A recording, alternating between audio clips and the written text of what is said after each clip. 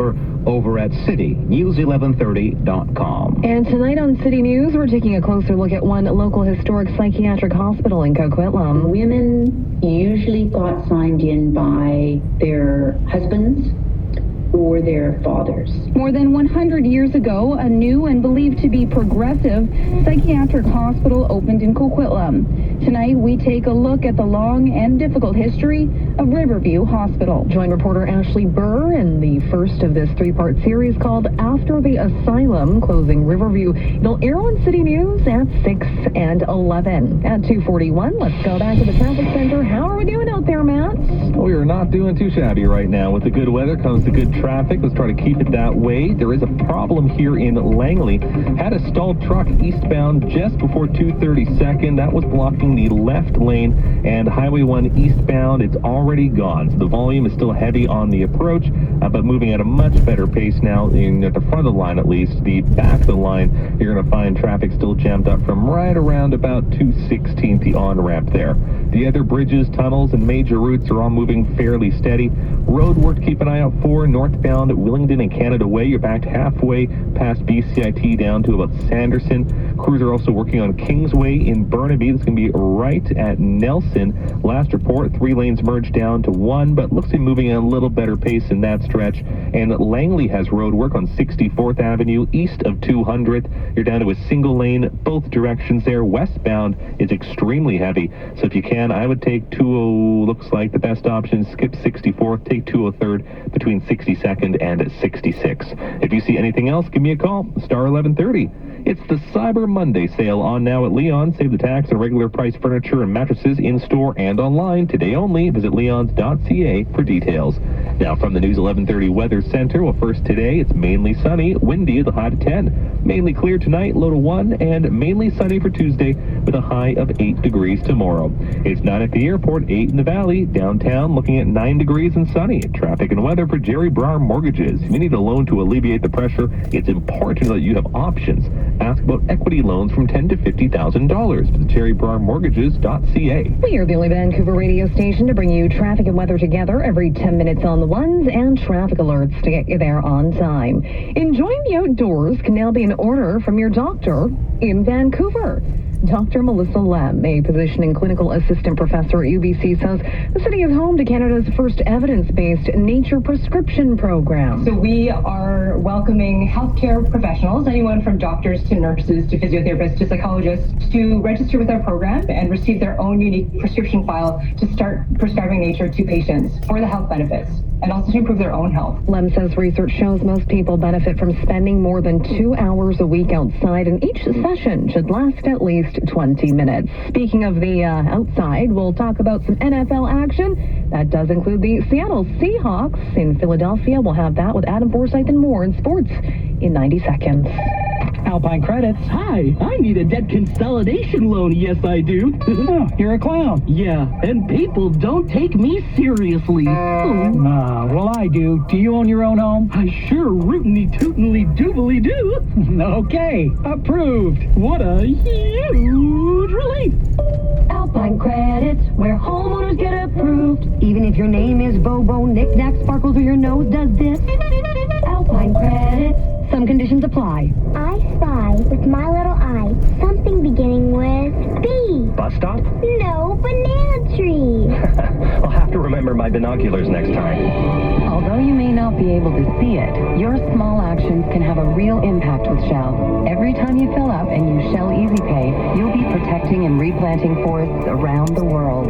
Make the change. Drive carbon neutral. Visit shell.ca/CO2 neutral for more information and available offers. This is All News Radio, News 1130. 9 degrees, plenty of blue sky in downtown Vancouver. Thanks so much for joining us this afternoon. I'm Rhea Renouf, and here's what's making news right now. The deficit could climb to $400 billion if we go into further lockdown measures.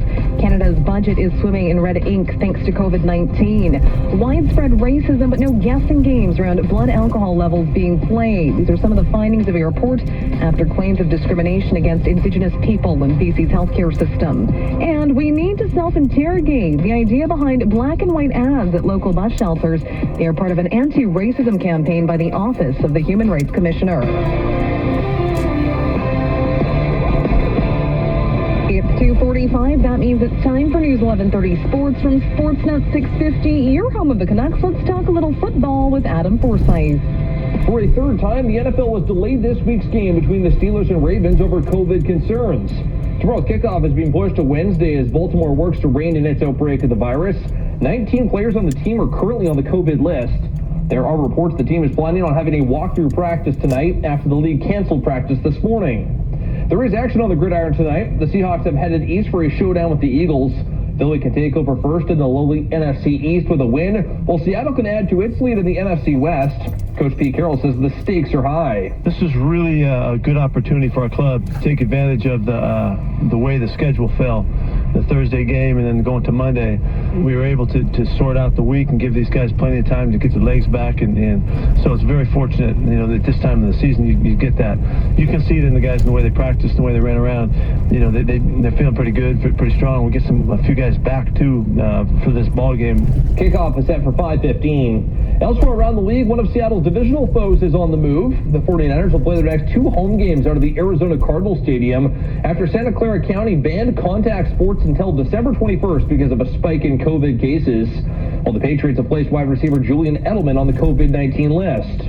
On defense, the Whitecaps roster is taking shape for next season. They've extended the deals of 7 players, including Jake Nerwinski, Derek Cornelius, and Theo Bair. Vancouver is shaping up to have one of the youngest teams in the league with 14 players under the age of 24. The Caps did not exercise its 2021 options on Andy Rose, but they'll continue to discuss bringing him and Freddie Montero back. Sports at 15 to 45 past every hour or online anytime at sportsnet.ca/650. 2:47 at News 1130. The country's deficit due to pandemic spending is up to just over $380 billion. The federal Liberals say they will spend up to $100 billion to rebuild Canada's economy over 3 years once the COVID-19 pandemic has passed. Finance Minister Chrystia Freeland says the government will do what it takes to ensure the economy won't be left with scars from what's happening right now. The job we have to do right now is to be sure that our economy is not scarred, to be sure that our economy is not wounded. Steps are being taken to introduce a national child care system eventually, which the feds say will bring in some money to stimulate the economy. A report into allegations of racism against Indigenous people in BC's emergency rooms didn't find a game guessing blood alcohol levels was widespread, but did find overall racism is. Mary Ellen Turpel-Lafond, who led the investigation, is asking the province and Health Minister Adrian Dix to give an apology, among other things. What I heard today was that there's a commitment to not only accept the report, but to work on what are the near-term measures today. And in fact, I was very pleased to just hear Minister Dix give a very bold apology.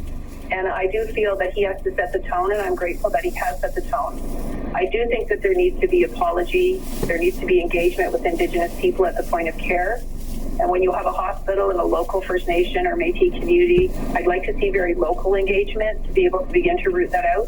But I'm very grateful that he has set the tone. Recommendations include adding healthcare to whistleblower legislation, widespread education for healthcare workers, and appointing officers in government to oversee these systems. Fines ranging between $230 and $2,300 were handed out over the weekend after Vancouver police busted a few big parties at condos downtown. Investigators tell us most of the people they're dealing with think the pandemic is a hoax.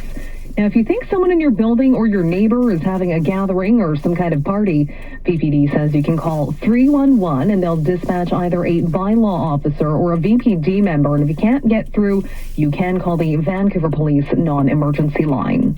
Well, the numbers don't add up, especially during a pandemic. This is what the Surrey Board of Trade is saying about the city's new budget. It believes there is too much money for the new police force and not enough cash for economic recovery. Businesses have hurt because of the virus, and that's where the Board of Trade wants the attention. So it's asking for the police transition to be put on pause. The board also wants more money invested in the RCMP, which is currently in charge, so that more Mounties can be hired. Coming up in 60 seconds, a check of traffic and weather together on the ones, including your 5-day forecast. It's 2:50. Vancouver's breaking news, traffic, and weather station. News 1130. Hi, I'm former Vancouver Canuck goaltender Corey Hirsch, and I'm absolutely heartbroken knowing that every day our fellow British Columbians are dying from overdose because stigma